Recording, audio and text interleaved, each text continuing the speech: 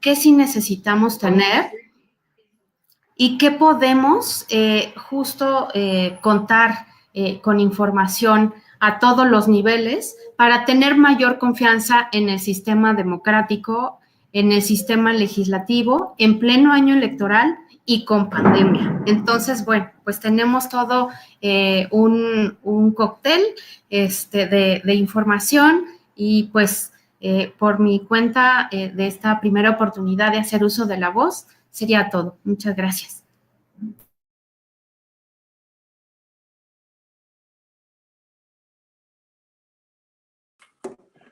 Bueno, muchísimas gracias por la presentación de los hallazgos. Ahora, para no quitarles más tiempo, le doy la palabra a María Barón, quien es directora ejecutiva global de la Fundación Directorio Legislativo, que pues al parecer nos está escuchando desde Washington, D.C.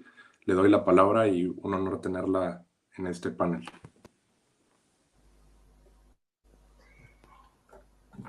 Gracias, Juan Pablo, y muchas gracias, Mari Carmen, por esta introducción.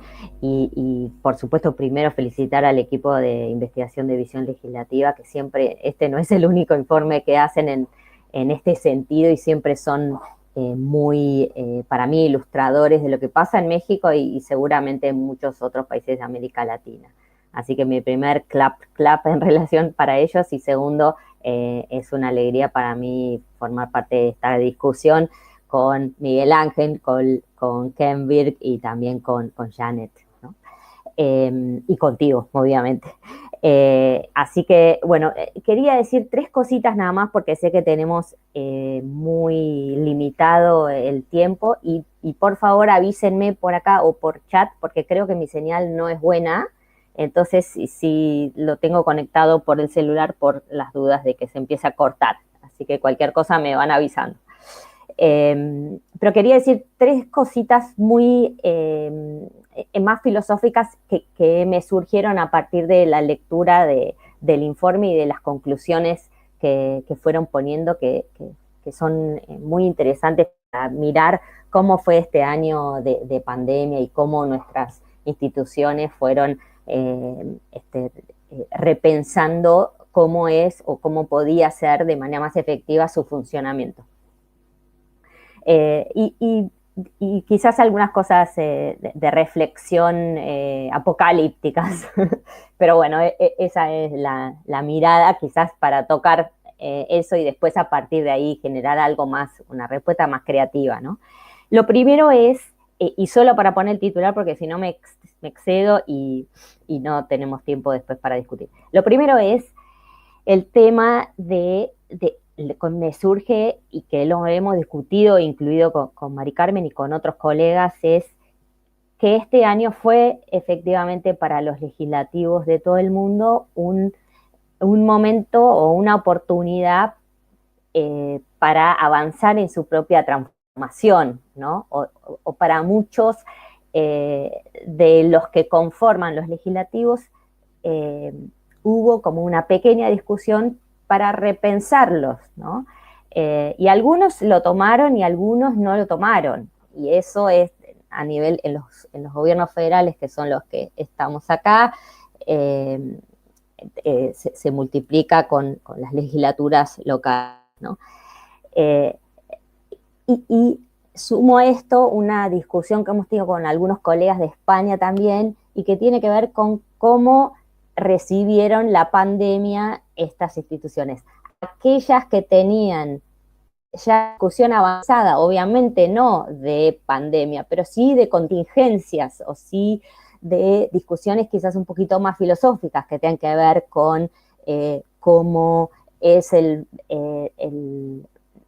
funcionamiento o cómo se trata a legisladores con enfermedades o legisladores o legisladoras con periodos de maternidad o cualquier otro hecho relevante a nivel local, ¿cómo hacemos para que los congresos sigan funcionando? Y me parece que este año de constante preocupación en relación a cómo funcionan los congresos se planteó, para mí en algunos casos muy interesante, por ejemplo en América Latina, el caso de Brasil, el caso de Paraguay, el caso de Ecuador y obviamente el caso de Chile, que siempre es como que nos lleva una delantera, fue muy interesante. Otros, esa discusión no se planteó y se dio quizás en los marcos de cómo volver a lo que era antes, ¿no? En este caso lo vemos en el informe de ustedes, ¿no?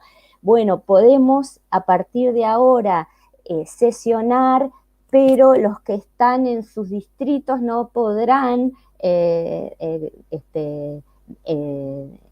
exponer a través del Zoom si no están físicamente, bueno, ¿no? ¿Qué oportunidad nos estamos perdiendo para que nuestras instituciones, y voy al segundo punto de los 3 con esto, es cómo aprendemos a ser más líquidos, ¿no? Esa discusión vieja sobre la democracia líquida, cómo nos elastizamos a esta situación y a otras que podrán venir, y en eso, cuál es la necesidad de elastizarse que nos está pidiendo o que nos están pidiendo nuestras sociedades. Y estamos, o estas instituciones están abrazando esta elasticidad o no, ¿no? Y esto no es solamente si sesionamos o no, sino es cómo incorporamos distintas miradas a los objetivos que tienen estas instituciones. Esta que siempre discutimos, ¿no? La ley, así de rígida como es, responde a lo que necesitan nuestras instituciones o no, esa discusión sobre el escrutinio postlegislativo, tanto que tardamos en sancionar un proyecto de ley y después efectivamente pueden aplicarse o sí aplicarse. ¿Cómo podemos hacer para que ese esquema y esos productos que salen de estas instituciones, puedan responder a las necesidades que tengan nuestras sociedades? Y el último punto, y lo dejo planteado ahí también como pregunta, es cómo incorporamos en esta idea o en esta necesidad de elastizarnos o de generar instituciones más líquidas, por usar el mismo concepto, a la participación de la sociedad civil, pero no ya solamente a quienes quieren participar solamente por el hecho de estar interesados en el proceso de formación y sanción de leyes, sino también a aquellos que tienen algo para aportar, que sí son especialistas o tienen conocimiento técnico que podría aportar mucho a estos productos que salen de nuestras instituciones. Y ni siquiera tocó el tema de las otras funciones que tienen nuestros legislativos y solamente tocó estos tres elementos que me preocupan y que pueden, para mí, ser parte de una discusión muy interesante y que la pandemia nos cataliza y nos acelera que podamos generar espacios para tener esas discusiones. Dejo acá y aprenderé con las intervenciones de Janet, de Miguel Ángel y de Kemper. Muchas gracias.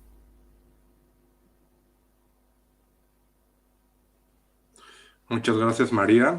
Bueno, ahora le doy la palabra a Janet Oropesa, quien es investigadora del programa de rendición de cuentas y combate a la corrupción en Fundar, México. Muchas gracias por estar aquí y tienes el uso de la voz. Muchísimas gracias, Juan Pablo y Mari Carmen. Déjenme nada más poner mi relojito aquí porque si no me voy a ir como merólico. Igual felicitarlos mucho por este informe. Creo que es muy difícil hacer trabajo legislativo porque sabemos que ponernos a revisar los websites de los congresos de los estados ya puede ser una pesadilla, ¿no? Y también está revisando la prensa. Entonces, muchísimas felicidades por el informe. Yo disfruté muchísimo leerlo y también me parece que es un buen ejemplo de la capacidad de reacción que debe tener la sociedad civil en momentos de pandemia, ¿no? Nosotros también cómo debemos empezar a mirar los poderes desde otra perspectiva.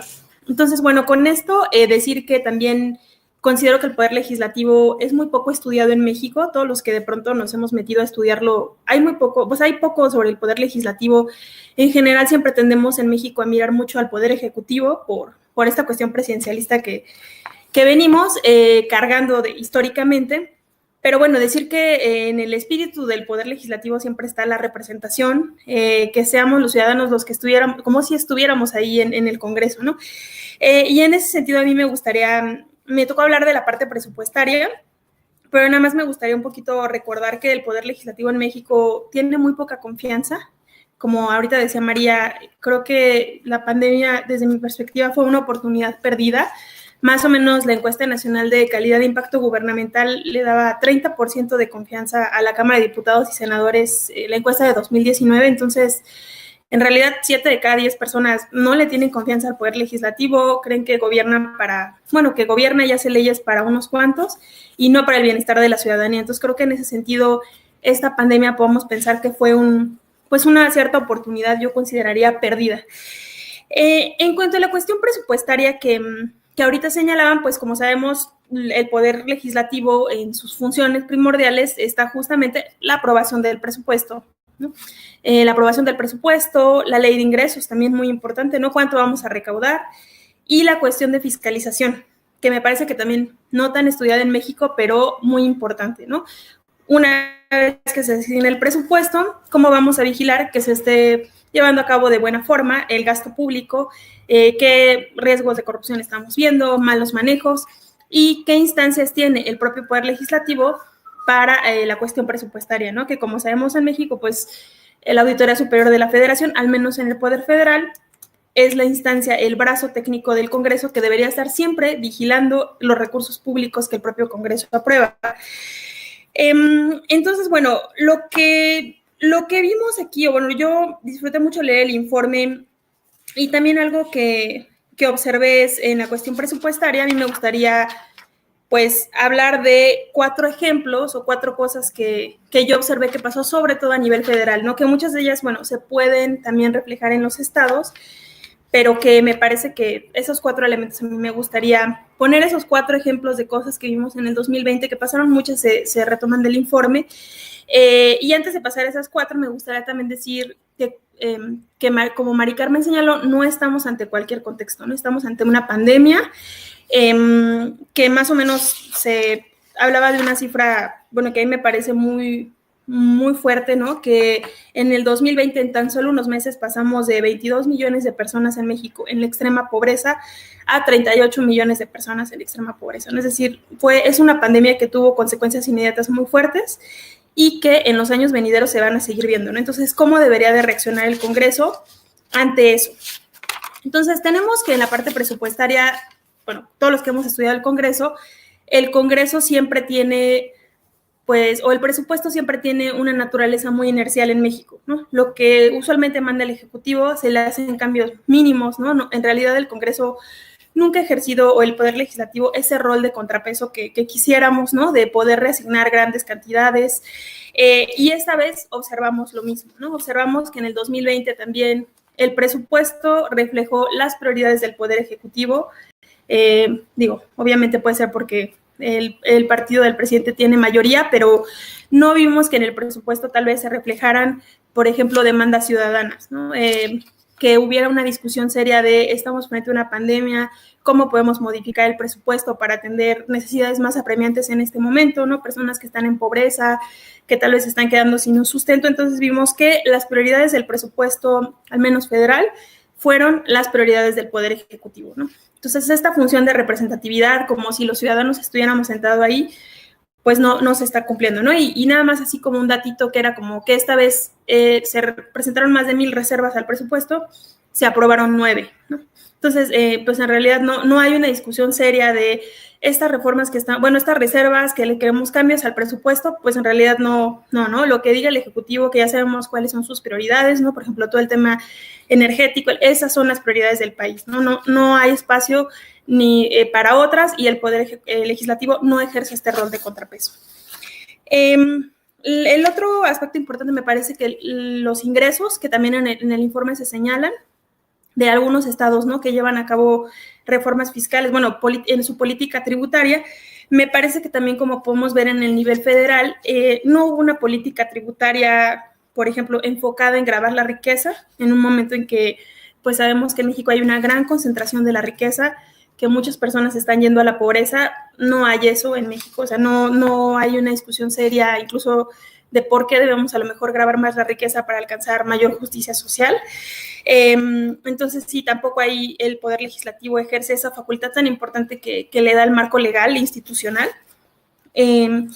Otra cuestión que me parece importante que yo observé en este año es que la pandemia obviamente genera una emergencia, pero también es un argumento que debemos de tener con mucho cuidado, porque bajo el argumento de que estamos en una emergencia, necesitamos dinero, pues digamos, se dejan de cumplir muchísimos principios de parlamento abierto, ¿no? Entonces, bajo el pretexto de que o necesitamos más dinero porque la emergencia nos está pegando muy fuerte, o bajo el argumento de la corrupción también, sobre todo en este gobierno, todo es corrupción, es que hemos visto que allá hay corrupción, se empiezan a aprobar leyes que no tienen elementos de parlamento abierto, ¿no? Que se aprueban de forma muy rápida, como por ejemplo la extinción de 109 fideicomisos, que representaban un monto muy importante en el presupuesto. Bueno, más bien que representaban un monto muy importante, fideicomisos multimillonarios que se aprobaron de forma muy rápida, sin que se escucharan las voces, por ejemplo, de las personas que eran beneficiarias de esos fideicomisos, científicos, personas familiares, de personas desaparecidas, personas de la cultura, por ejemplo, periodistas que están amenazados, ¿no? Y el fideicomiso que los atendía y el de defensores, ¿no? Que también fue desaparecido. Entonces, leyes que se aprueban al vapor bajo estos argumentos, y el Poder Legislativo no escucha las voces ciudadanas, no escucha ni a los propios beneficiarios y ni siquiera rinde cuentas de su dictamen, porque hizo un proceso de parlamento abierto y acabó sin tomar nada de lo que los ciudadanos dijeron en su momento. Y finalmente, y aquí lo voy a dejar porque tengo otras ideas, pero creo que pueden ir para después, también el proceso de fiscalización, que lo vemos, pues en realidad tampoco el Poder Legislativo está ejerciendo ese rol de fiscalización, que creo que el informe lo señala, ¿no?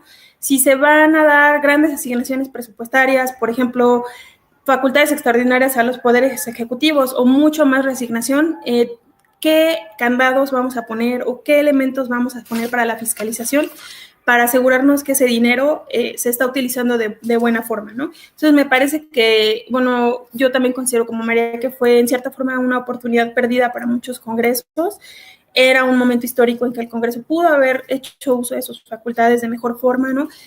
Sin embargo, vemos que, pues, que no hubo como esa voluntad, ¿no? Entonces, creo que en ese sentido podríamos decir que hubo cierta deuda de nuestros congresos en esta pandemia. Y tengo otras ideas, pero mejor las dejo para la siguiente intervención.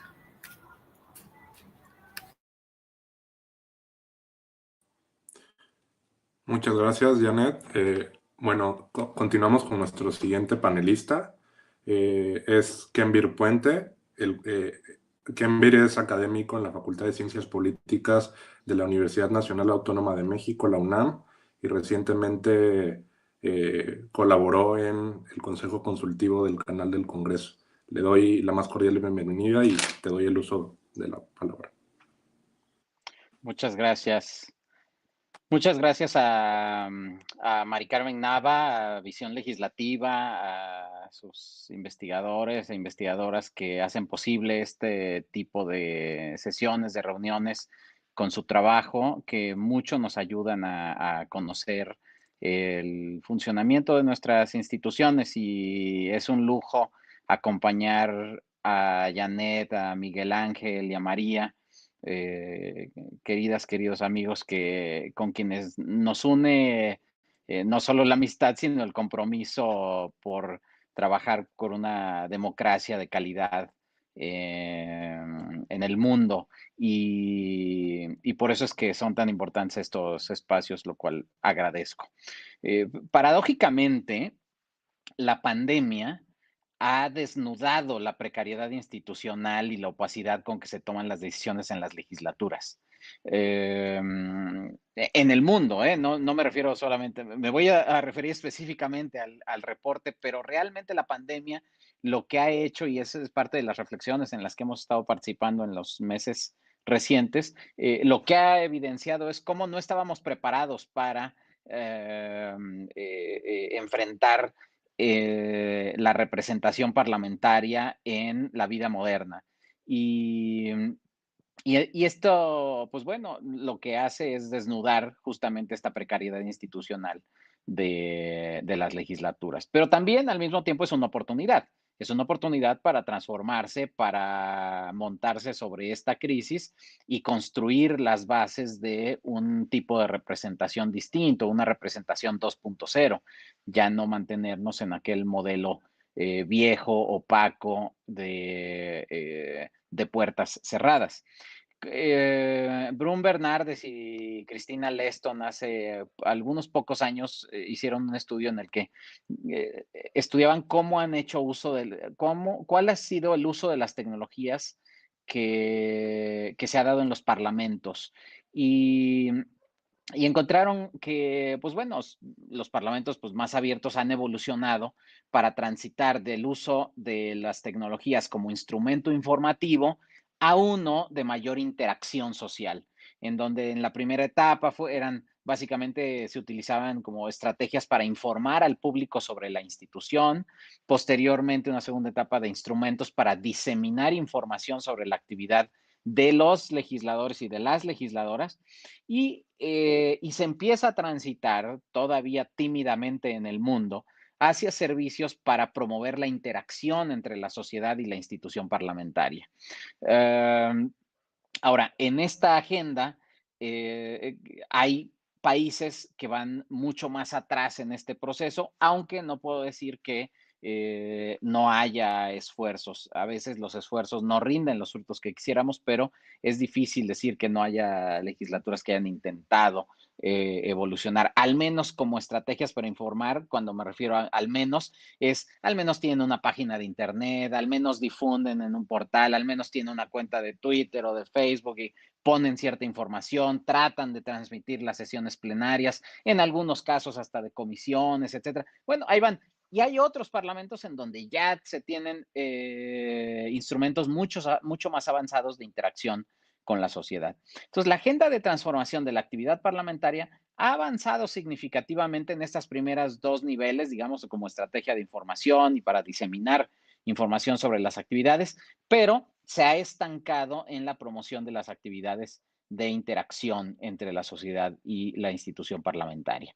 En los hallazgos de visión legislativa de este informe que nos convoca, no solo quiero reconocer a su equipo por este esfuerzo que, como ya justamente decía Janet, suele ser latoso, suele ser al cual te tienes que enfrentar a muchos obstáculos, pues encontraron que en los procesos de designación, hacia finales de octubre se identificaron 85 procesos de designación local para 844 cargos de diferentes ámbitos, lo cual nos habla que hay un diseño constitucional que promueve la participación de las legislaturas locales en la decisión sobre los funcionarios gubernamentales de distintas dependencias, órganos autónomos, semiautónomos, etcétera, o a veces de ratificación de integrantes de gabinetes de gobierno. Y algo que encontraron en visión legislativa es que, con excepción de 4 estados, se realizó al menos una designación, y esto nos habla que prácticamente todos los congresos ejercen también una función de control sobre las decisiones. Ahora, ¿cuál es esa calidad del proceso de designación? Que es una de las cosas que tendríamos que ocuparnos. Y uno de los casos que destacan como uno de los más importantes es el del Congreso del Estado de Hidalgo, en donde que designó a 594 personas para integrar 84 consejos municipales, pero de los cuales no se cuenta con los expedientes, no se cuenta con la información, no se sabe quiénes son, cuáles son los antecedentes, y ya no digamos las razones por las cuales designan a esas personas como integrantes de los consejos municipales. Entonces, el Congreso local no publicó la documental parlamentaria de la sesión en la que se designaron los 594, ni tampoco información sobre las votaciones de eso. Entonces, ¿qué es lo que se espera? Con esto quisiera ir cerrando mi primera participación, pero ¿qué es lo que se espera en los procesos de escrutinio, de designaciones de funcionarios? Pues bueno, en cualquier legislatura hay como 3 pisos mínimos que diríamos que tienen que cumplirse. Primero, que existan audiencias, es decir, tiene que haber procesos donde existan audiencias y que sean abiertas a cualquier persona interesada en aportar información.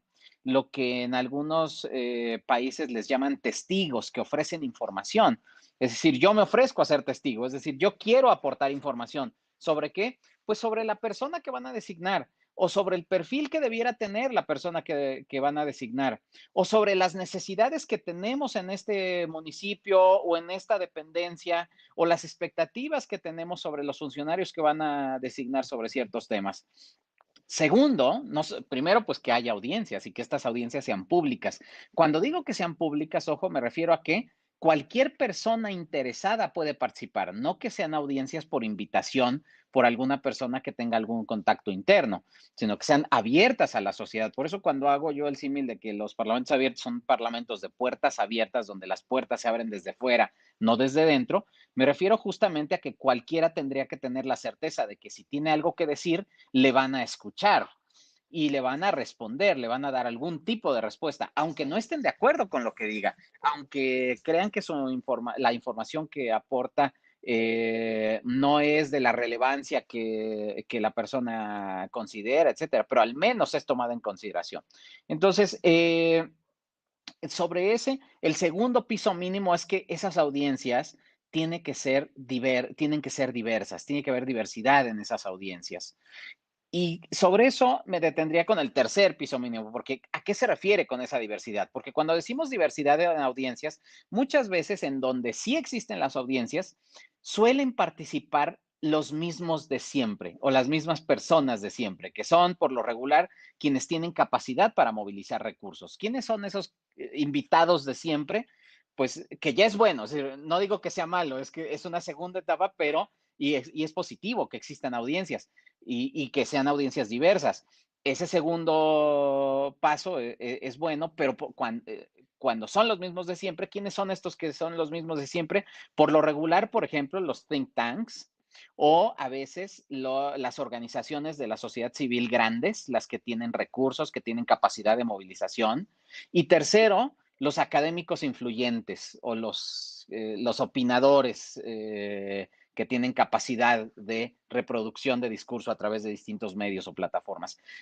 No es que sea malo, qué bueno que se les escuche a estos, pero tenemos que avanzar a una diversidad mucho mayor, que tiene que ver, por ejemplo, con diversidad de opiniones políticas, balance de género, de orígenes étnicos, de orientación sexual, de estatus socioeconómico, de estatus migratorios, de responsabilidades de cuidados, etcétera. Porque la ausencia de voces diversas está íntimamente relacionada con cuán democráticos son los procesos parlamentarios y las instituciones parlamentarias. En mi segunda intervención, justamente hablaré de la necesidad y de cuáles serían estas características de la diversidad en estos procesos de audiencia pública y que no sigan siendo procesos cerrados como en los que documenta Visión Legislativa en su informe. Muchas gracias y muchas felicidades a Visión.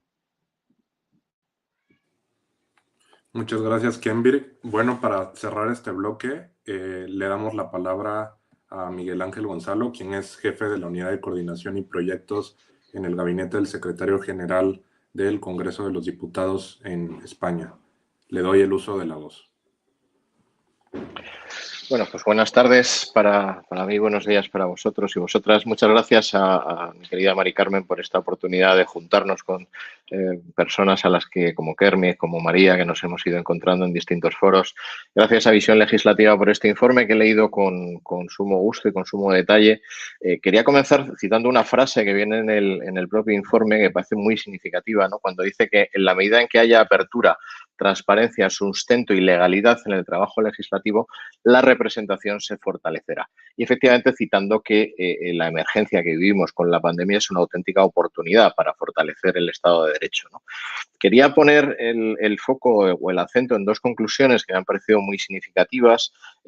Fijarse en la variedad del rango de las distintas reformas que han abordado los congresos me parece muy importante porque precisamente da muestras de la flexibilidad del derecho parlamentario. Aquí en el Congreso también se ha puesto de manifiesto la necesidad de no inventar el derecho, sino de buscar soluciones desde el derecho a un problema que en ningún momento nos habíamos planteado que pudiera ocurrir, ¿no? Que es la imposibilidad de que un Parlamento que se basa esencialmente en poder reunirse para hablar no pudiera reunirse, ¿no? Y en ese sentido, ese esfuerzo normativo de buscar soluciones me parece muy importante para mantener el funcionamiento del Parlamento. Y una segunda conclusión también de ese informe es la necesidad de la transparencia máxima en todo lo que sería la documentación de las iniciativas tramitadas durante este periodo. Precisamente en cuanto más encerrado estaba el país, más era necesario que desde el Parlamento hubiera una transparencia sobre lo que estábamos debatiendo aquí, que afectaba de forma directa a la vida de todas las personas, ¿no? En ese sentido, con el profesor Rafa Rubio hemos hecho un estudio en una obra colectiva que hemos llamado Política Confinada, de cómo hay 3 elementos que se han visto claramente invitados a una reflexión profunda, ¿no? Que tienen que ver con el hecho democrático, que son la presencialidad, la deliberación y la votación, ¿no? Y son los 3 ejes que yo creo que son interesantes y se reflejan muy bien en ese congreso, ¿no? Habéis citado el caso de Brasil, que es bien interesante, el caso de Chile, que incluso llegó a aprobar una propia reforma constitucional, ¿no? Para autorizar al Congreso a celebrar sesiones por medios telemáticos. Habéis citado el caso de Ecuador, que también me parece significativo. En definitiva, lo que hemos apreciado es que los parlamentos, más de 20 parlamentos han celebrado sesiones plenarias por videoconferencia, en algunos casos combinado con una presencia reducida.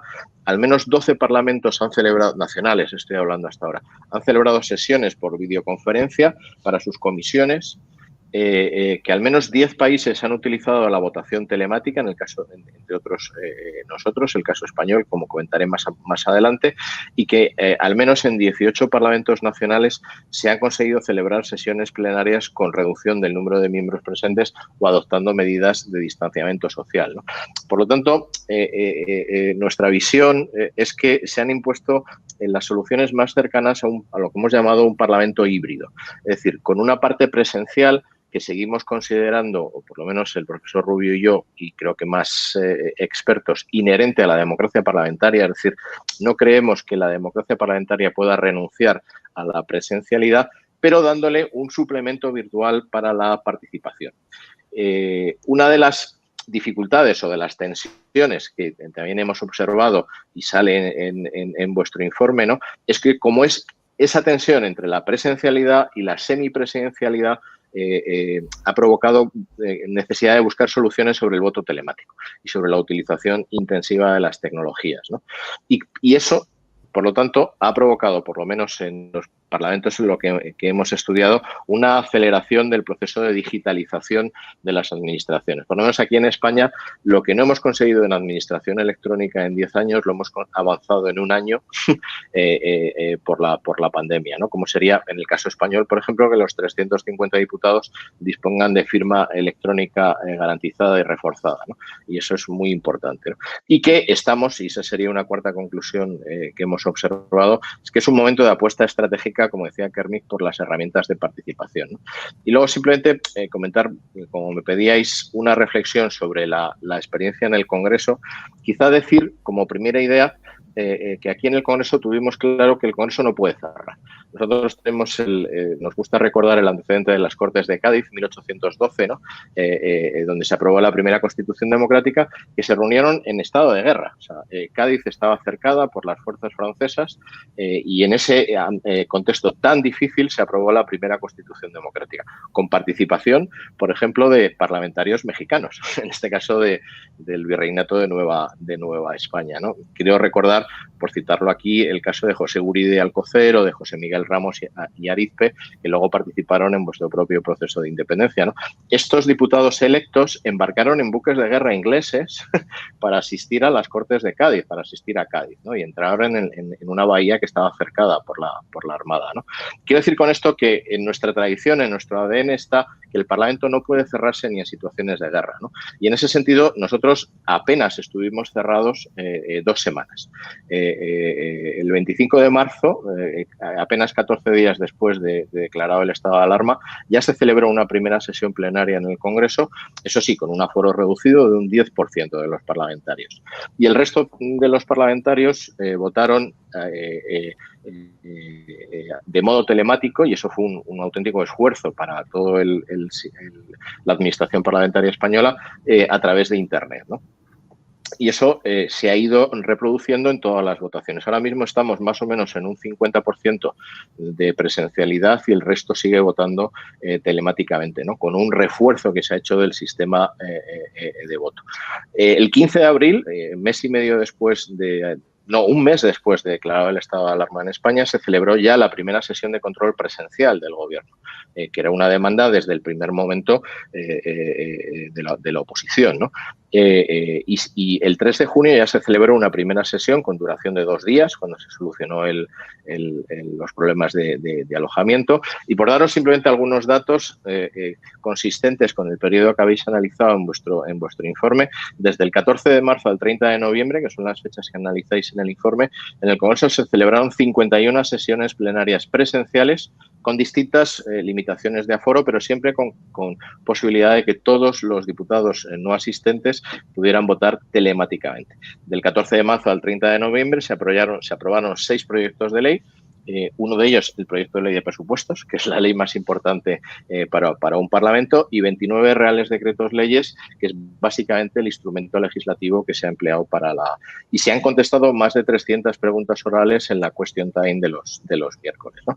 Por lo tanto, y voy terminando esta primera intervención, quería transmitiros como 6 conclusiones basadas en la experiencia del Congreso, ¿no? Es esencial el mantenimiento de la presencialidad en las sesiones plenarias y en las sesiones de comisiones con un formato reducido. Ha sido la mesa la que ha implementado las medidas reglamentarias para posibilitar todos estos supuestos. En el caso de los órganos de gobierno se ha ido hacia un modelo de sesiones semipresenciales, es decir, con la utilización de sistemas de videoconferencia, que también he habido que poner en marcha.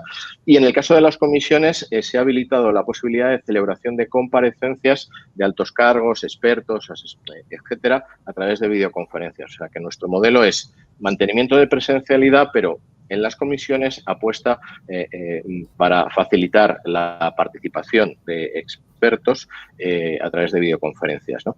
Y ahora ya prácticamente estamos en un sistema regular. Ahora, por ejemplo, se está produciendo la elección del presidente de la Corporación de la Televisión Pública a través de un proceso de hearings presenciales. La cuarta conclusión que quería transmitir es la intensificación de la tecnología para el registro telemático. Ahí hemos hecho también un gran avance tecnológico en la implantación del registro telemático.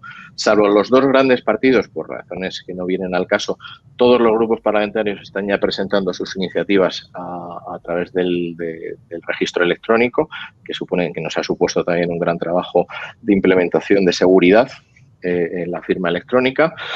Quinta conclusión: ojo con la tentación de caminar hacia una virtualidad extrema y, sobre todo, hacia la tentación de sustituir los órganos de trabajo parlamentario por otros con representación limitada. ¿Por qué? Porque nosotros creemos, en este caso el profesor Rubio y yo, que eso corre el riesgo de alimentar la antipolítica. Es decir, si pensamos que un órgano de composición reducida, en el caso del Parlamento, la Diputación Permanente, habrá otros órganos en vuestros parlamentos que tengan estas funciones, ¿no? Cabe el riesgo de que los grupos antipolíticos dicen, pues funcionemos siempre con 30 diputados y que más da, ¿no? O sea, cuando todos sabemos que la composición numérica del Parlamento es la garantía de la representación y del pluralismo. Lo cual no quiere decir que no haya que utilizar las tecnologías para videoconferencias, para las reuniones de los órganos semipresenciales. Y luego, sexta y última conclusión, que también nos parece aviso a los navegantes: cuidado en tiempos de pandemia con el aumento del protagonismo de las portavocías de los grupos parlamentarios, que son al final los que en tiempos de aforos limitados en los congresos han ido asumiendo un protagonismo en contra, digamos, de la función del diputado individual, que se le suele ser el que se queda en casa. Entonces, ojo al gobierno de los grupos parlamentarios frente al diputado individual. Y acabo, y si eso, en la segunda intervención me gustaría contaros un ejemplo de participación ciudadana que tenemos aquí que creo que puede ser de interés. No sé si me he extendido en el tiempo. Muchas gracias y seguimos el debate. Muchas gracias, Miguel Ángel. Bueno, ahora haremos esto un poco más fluido porque sé que tienen dudas, tienen comentarios que hacer. Le doy la palabra a Mari Carmen y pueden ir también haciéndomelo saber para que puedan interrumpir, y les doy la palabra. Muchas gracias, pues por los comentarios y por los ejemplos que nos han dado. Y ahora que te escuchaba, Miguel Ángel, con esto de que el Parlamento no se pueda cerrar ni en una situación de guerra, nosotros tenemos justo mapeado en el caso del Congreso de Baja California, se cerraron durante un muy buen rato. De hecho, se ha derivado distintos tipos de crisis, descalificándose unos legisladores a otros, que incluso llegó hasta la Suprema Corte de Justicia, ¿no? Porque, pues claro, no hay manera de quitar la representación obtenida por las urnas, sino vía juicio, declaración de procedencia, no entre unos diputados y otros que se quieran justo descalificar. Entonces, bueno, me llamó a colación justo ese caso de Baja California Sur, ¿verdad, Juan Pablo? Es donde se dio este caso también el año pasado, en plena pandemia. Y bueno, otro de los casos que comentaba, sobre todo también escuchando a Janet sobre el incremento de pobreza en México derivado de esta pandemia, las reformas que nosotros detectamos desde los monitoreos de visión legislativa en materia presupuestal, se detectaron que en 9 casos de 32 congresos locales hicieron reformas para adecuar su presupuesto y justo asignarlo a la pandemia, ¿no? Mayores recursos ahí. En el caso también de incrementos de deuda estatal para poder solventar la emergencia. Y ahí me gustaría comentar que justo en la parte de asignación presupuestal es indispensable la nitidez del uso de esos recursos, porque ante la emergencia lo que también se ha detectado es, nos urge, asignemos, hagamos contrataciones directas, no documentemos, no hay tiempo, no hay manera, y entonces y todo a expensas de, pues obviamente cuidar la salud, pero también con un claro retroceso en la nitidez y en la integridad de los manejos, pues, de recursos presupuestales. Y en ese sentido, justo las facultades en las legislaturas es indispensable poderlas ejercer en su totalidad, ¿no? Y bueno, también me gustaría comentar que en términos de lo que refería María, que cómo podemos ser más líquidos, cómo incorporamos las necesidades de la participación social, pero no solo de la participación, sino de las propuestas. Lo que también mapeamos en el año pasado de reformas es que en el caso de 6 congresos locales hicieron distintas modificaciones a su normativa en materia de parlamento abierto. De tal manera que, bueno, o sea, sabemos que las reformas no bastan para cambiar la realidad, pero definitivamente son las puertas para poder exigir la articulación y la implementación. Entonces ya tenemos y contamos con más disposiciones normativas en Parlamento Abierto a nivel local. Y bueno, pues ahí me gustaría también comentar que definitivamente también hay una corresponsabilidad y me parece que en esto sí coincidimos, o a menos que ustedes en su intervención lo comenten, que los procesos de designación no basta tener claridad y nitidez y elementos de apertura durante el proceso de designación, sino también posterior. O sea, hay una facultad justo de investigación, de monitoreo, de revisar las políticas públicas y de revisar cómo se trabaja en las distintas instituciones públicas a través de personas designadas que los legisladores no necesariamente ejercen. Y sí hay una corresponsabilidad en la calidad también y gobernanza, en el nivel de gobernanza que puede, digamos, contribuir los legisladores en las distintas crisis institucionales, y por ello pues son un contrapeso que tiene que ser claro que están ahí, ¿no? Entonces, digo, y con eso me gustaría pues cerrar esta intervención, porque sí me parece que también hay muy pocas o casi nada de mediciones en torno a qué pasa después de las designaciones que se realizaron. ¿Hubo un seguimiento o no de las personas servidoras públicas que fueron designadas por los congresos, o se lavaron las manos y adiós, ¿no? O sea, creo que eso es parte de también poder enriquecer el fortalecimiento institucional a partir de las facultades legislativas que sí se tienen, ¿no? Entonces, bueno, pues ahí dejo estas ideas. Gracias. Muchas gracias. Ahora sí que le doy el uso de la palabra a quien tenga algún comentario al respecto. Y me parece que Janet quería puntualizar algo, y Kenbirk también quería puntualizar sobre los pisos mínimos para las audiencias en los procesos de designación. Entonces... Bueno, si quieres, Juan Pablo, yo me lanzo, nomás déjame transponer la alarmita, porque si no. Bueno, mira, yo tenía algunos puntos tenía 6 puntos que, bueno, a mí, de leer obviamente el informe y también pues de la experiencia, sobre todo del Congreso Federal y algunos congresos locales que de pronto seguimos, algunas cosas que a mí me preocupaban, ¿no? Cosas que son como alarma que tenemos que estar pendientes, ¿no? El primero es la cuestión de la discrecionalidad en la asignación presupuestaria, que creo que el informe lo cubre bastante bien. Cuando se otorgan recursos extraordinarios o se hacen reasignaciones, de pronto se puede, bajo el argumento de la pandemia, se abren espacios para la discrecionalidad, para la opacidad o incluso para la corrupción, ¿no? Un poquito lo que ahorita platicaba Mari Carmen. Y por ejemplo, el año pasado se aprobó sacar, por ejemplo, del Fondo de Salud para el Bienestar, un fideicomiso al que le hemos dado seguimiento, ¿no? Que financia sobre todo enfermedades catastróficas de los derechohabientes del Instituto de Salud para el Bienestar. Se autorizó sacar 33,000 millones de pesos, ¿no?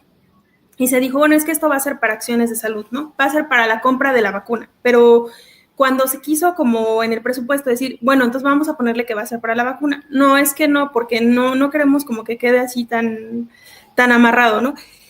Y este mismo fondo, que también fue como muy polémico, después se hizo una reforma en la Ley General de Salud y se dijo que, bueno, en ese momento el fondo, después tenía 97,000 millones de pesos, ¿no?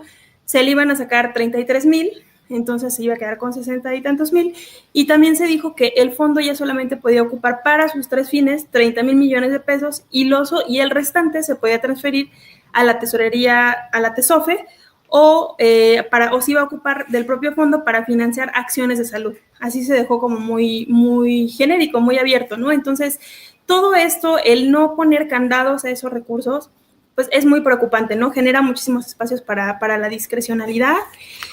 Y lo mismo ahorita el tema de la deuda que mencionaba Mari Carmen. O sea, la deuda no es mala per se, pero si no hay controles, en muchos estados esto se puede, pues ahora sí que salir de control, con consecuencias muy catastróficas posteriormente, ¿no? Entonces creo que aquí sí es muy importante, pues estemos como muy pendientes también pues la ciudadanía, ¿no? De esos espacios de discrecionalidad es el primer punto.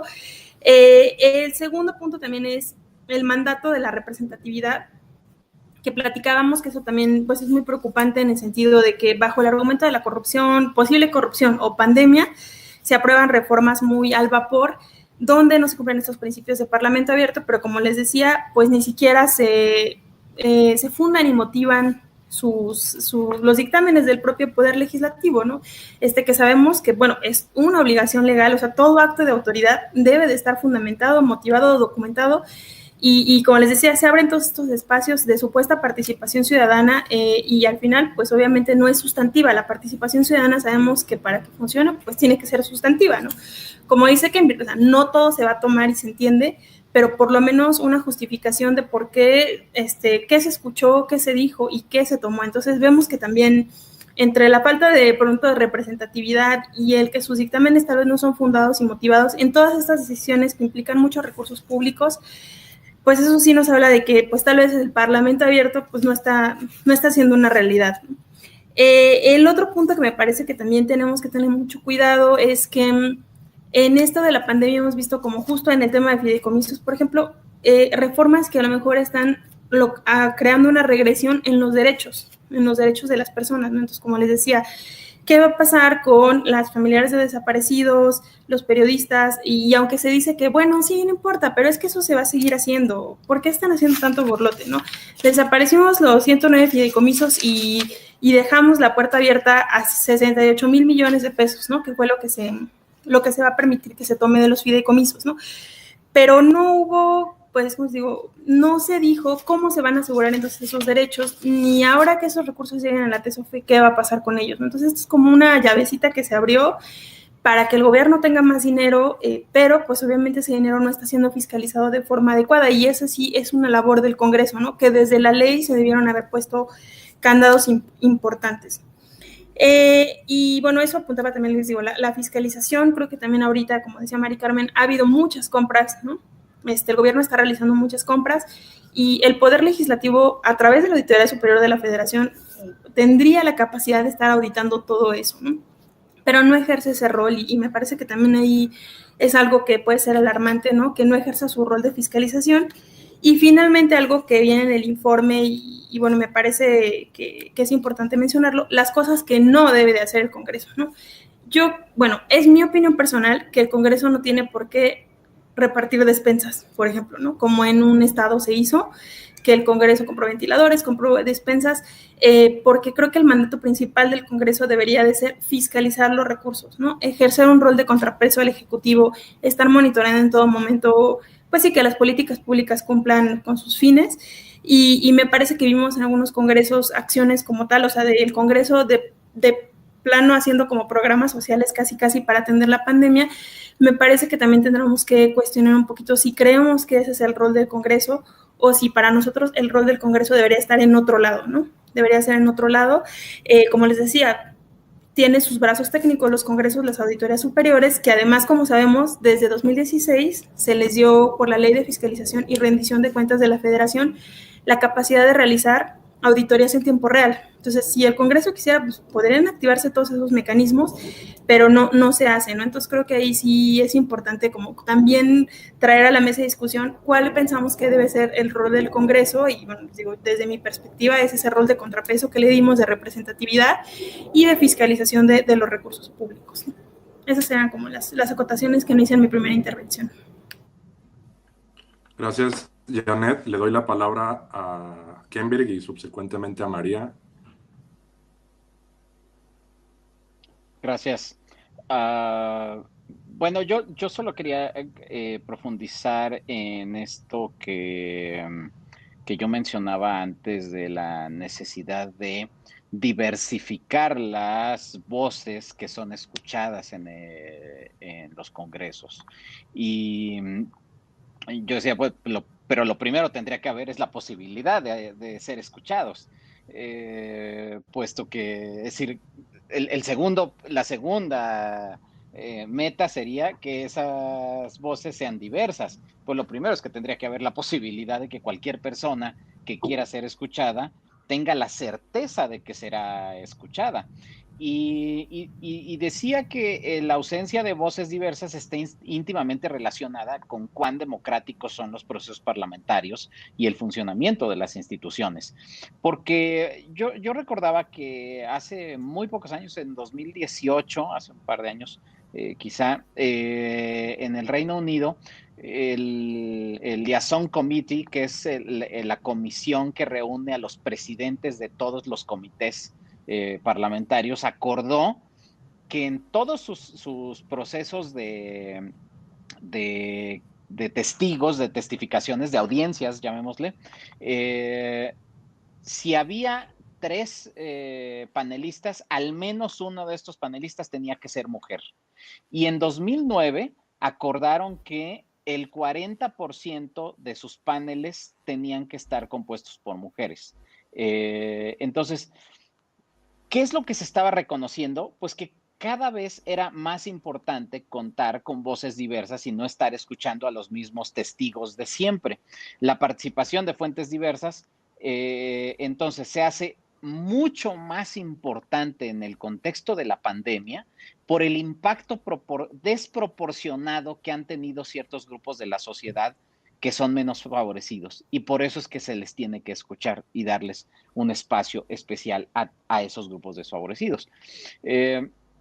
Decía que esta participación tiene que ser permanente y no tiene que ser solo con motivo de la pandemia, pero es difícil hacer este tipo de apertura de puertas cuando solo sesionan las plenarias, cuando solo sesionan los plenos, porque realmente la participación de este tipo de calidad de testigos, pues se hace en el escrutinio que realizan las comisiones o los comités.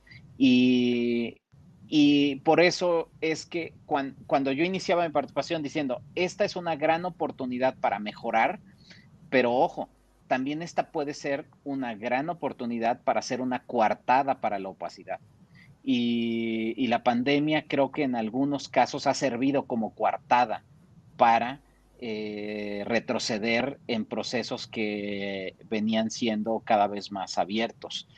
Por eso me preocupa mucho cuando en la publicidad o en los mensajes de legisladoras, legisladores o de las propias instituciones parlamentarias dicen, vamos a hacer un parlamento abierto sobre tal tema. Esto quiere decir dos cosas. Primero, que desconocen qué significa o qué es un parlamento abierto. Por un lado, puede significar desconocimiento, pero también puede significar que hay un intento de engaño para legitimar decisiones de espaldas a la sociedad. Hace varios años, hace 10 años, 11 años creo, escribí un pequeño ensayo en el Info Ciudad de México, en el ahora Info Ciudad de México, que se llamó Legislar en la Oscuridad.